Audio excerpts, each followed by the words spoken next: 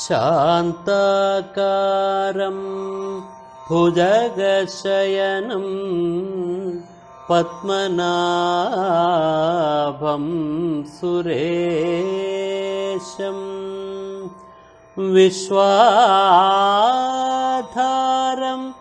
ഗഗനസദൃശം മേഘവർണം ശുഭാംഗം ലക്ഷ്മീകാന്തം കമലനയനം യോഗിഹൃദ്ധ്യാനഗമ്യം വന്ദേ വിഷ്ണും ഭവഭയഹരം സർവലോകൈകനാഥം.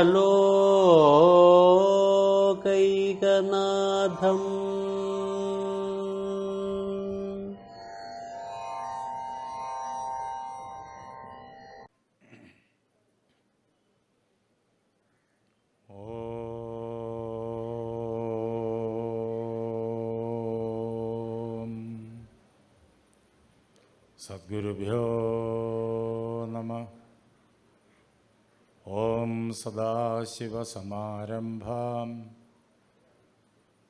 ശങ്കരാചാര്യമധ്യമാം അസ്മദാചാര്യപര്യന്താം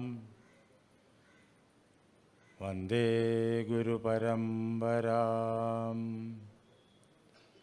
കൂജന്തം രാമ രാമേതി മധുരം മധുരാക്ഷരം ആരുഹ്യ കവിതാശാഖാം വന്ദേ വാൽമീകികോകിലം.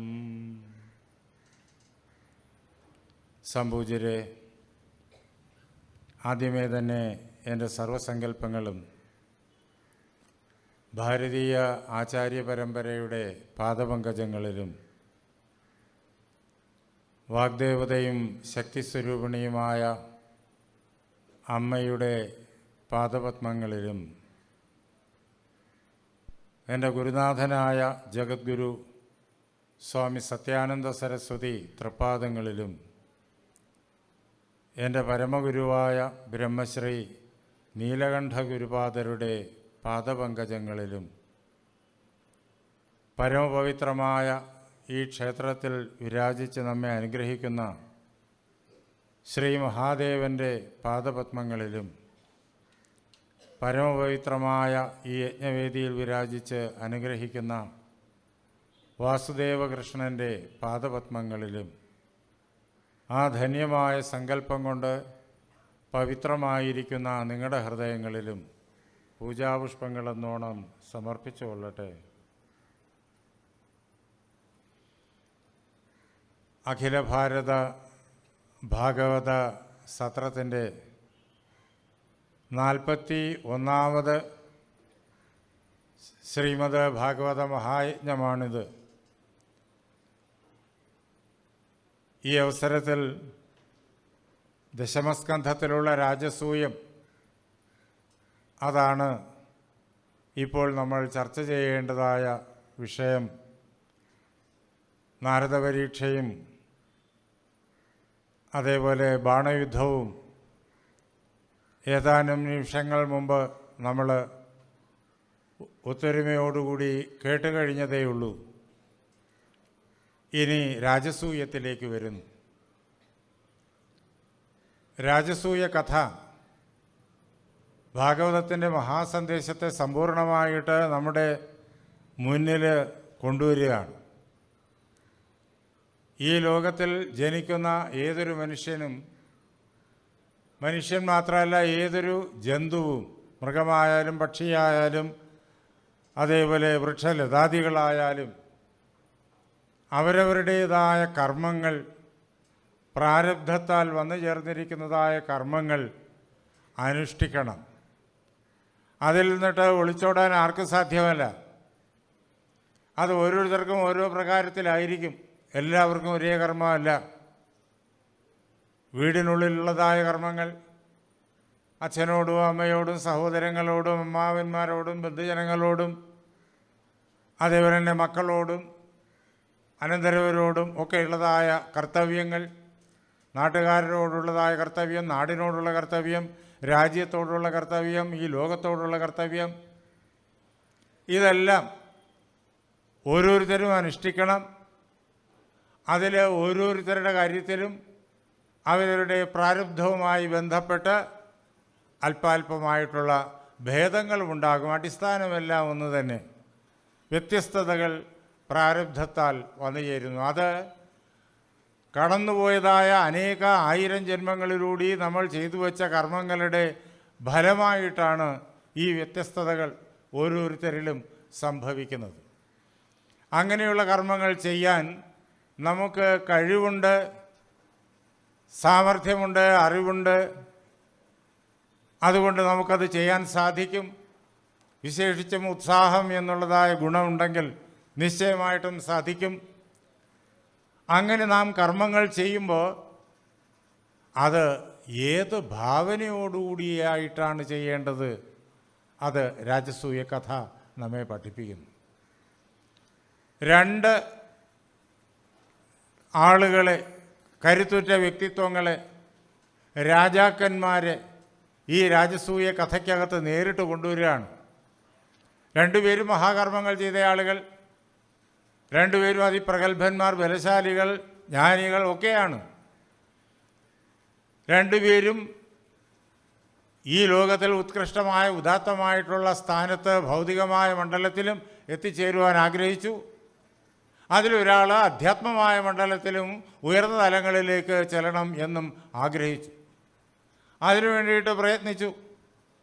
അതിലൊരാൾ ഇത് മുഴുവൻ എനിക്ക് ചെയ്യാൻ കഴിയും, എൻ്റെ ബലം കൊണ്ട് ഞാൻ ഇതെല്ലാം നിർവഹിക്കും, എൻ്റെ ബലം കൊണ്ട് ഈ ലോകത്തെ മുഴുവൻ എൻ്റെ കാൽച്ചുവട്ടിൽ കൊണ്ടുവരും, എല്ലാവരെയും എൻ്റെ അജ്ഞാനവർത്തികളാക്കി തീർക്കും, അങ്ങനെ ഞാൻ ത്രിലോക ചക്രവർത്തിയായി തീരും എന്ന് ദൃഢമായിട്ട് ഹൃദയത്തിൽ അഹന്തയോടുകൂടി ഉറപ്പിച്ച് അതിനുവേണ്ടി പ്രയത്നിച്ചയാൾ വേറെ ആരുമല്ല, മഗധയിലെ അധിപതിയായ ജരാസന്ധൻ. എല്ലാം തൻ്റെ കരുത്തുകൊണ്ട് സാധിക്കും. അന്ന് ലോകം കണ്ടിട്ടുള്ള ഏറ്റവും വലിയ യുദ്ധവീരനാണ് അദ്ദേഹം, യാതൊരു സംശയവുമില്ല. അതിലും ഗദായുദ്ധത്തിൽ ജരാസന്ധന് തുല്യനായിട്ട് വേറൊരാളെ കണ്ടെത്തുക എളുപ്പമല്ല. അങ്ങനെയുള്ള ആ ജരാസന്ധൻ അങ്ങനെ ആഗ്രഹിച്ചു, അഹന്തയോടുകൂടി പ്രവർത്തിച്ചു, ലോകത്തെ മുഴുവൻ ജയിക്കാൻ പുറപ്പെട്ടു. 20,000 രാജാക്കന്മാരെ, തന്നെ വഴങ്ങാതെ നിന്നവരെ യുദ്ധത്തിൽ തോൽപ്പിച്ച് പിടിച്ചു കെട്ടി വലിച്ചിഴച്ച് തൻ്റെ ആ രാജഗൃഹത്തിൽ കൊണ്ടുവന്ന് അവിടെ കാരാഗൃഹത്തിലിട്ടിരിക്കുകയാണ്. എന്തിനാ? അവരെല്ലാം തൻ്റെ യജ്ഞം നടക്കുന്ന അവസരത്തിൽ സംഹരിക്കണം. അതിനു വേണ്ടിയിട്ട് അവർക്ക് നേരാവണ്ണം ഭക്ഷണം കൊടുക്കില്ല, അവർക്ക് ആ കാരാഗൃഹത്തിനകത്ത് ജീവിക്കാൻ വേണ്ടുന്ന സാഹചര്യങ്ങളില്ല, നല്ല വസ്ത്രങ്ങളില്ല, ആകെ ഭക്ഷണമില്ലാതെ മേലിഞ്ഞ് രോഗികളെപ്പോലെയായി തീർന്നു ആ 20,000 രാജാക്കന്മാർ. ഇങ്ങനെ താൻ ഉദ്ദേശിക്കുന്നതായ മഹായജ്ഞത്തിലേക്ക് അതുവരെ ചെയ്യേണ്ടതൊക്കെ അയാൾ ചെയ്തു കഴിഞ്ഞു. അയാൾ എതിർത്ത് നിൽക്കാൻ ആരുമില്ല ഭൂമിയിൽ എന്നുള്ള അവസ്ഥയിലാണ്. പക്ഷേ അദ്ദേഹത്തിൻ്റെ യജ്ഞം ഉണ്ടല്ലോ, വിജയിച്ചില്ല. നമുക്ക് എത്ര ഭൗതികമായ ബലവും അറിവും സാഹചര്യങ്ങളും ഒക്കെ ഉണ്ടെന്നിരിക്കലും നാം ധർമ്മത്തെ കൈവിട്ട് കളഞ്ഞാൽ ഒരിക്കലും ലക്ഷ്യത്തിൽ എത്തൂല. ഈ കഴിവുകളെല്ലാം, ഈ സാമർഥ്യങ്ങളെല്ലാം, ഈ സാഹചര്യങ്ങളെല്ലാം നിഷ്ഫലമായി തീരും. ഈ കഴിവുകൾ എവിടെ നിന്ന് വരുന്നു?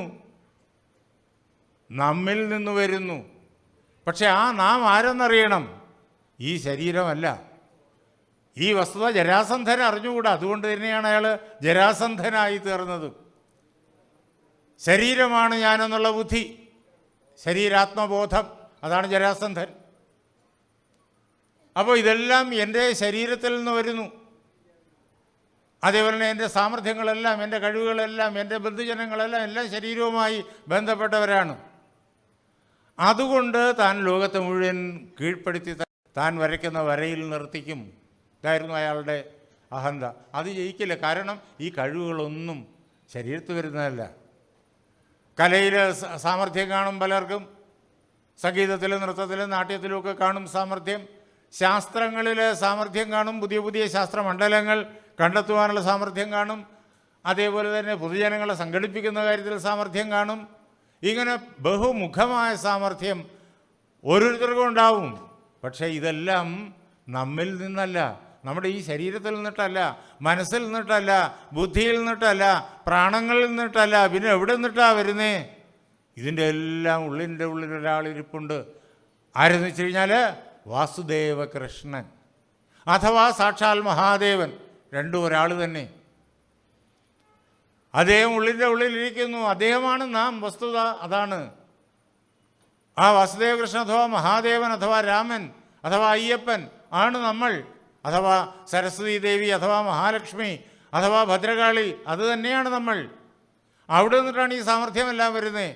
അതിനെ മറന്നിട്ട് ഇത് മുഴുവൻ എൻ്റെ ശരീരമനോബുദ്ധികളുടെ സാമർഥ്യമെന്ന് ചിന്തിക്കുന്നിടത്ത് എല്ലാവരും തകരുന്നു. ഇതാണ് പൊതുവിൽ ലോകത്തിൽ അധികം പേർക്ക് സംഭവിക്കുന്നത്. ശരീരമനോബുദ്ധികൾക്കപ്പുറം കുടികൊള്ളുന്ന എൻ്റെ വസ്തു യാഥാർത്ഥ്യം, എൻ്റെ എന്ന് പറയുമ്പോൾ നമ്മളുടെ ഓരോരുത്തരുടെയും ഉള്ളിൽ ഒരു ഞാനിരിപ്പുണ്ട്.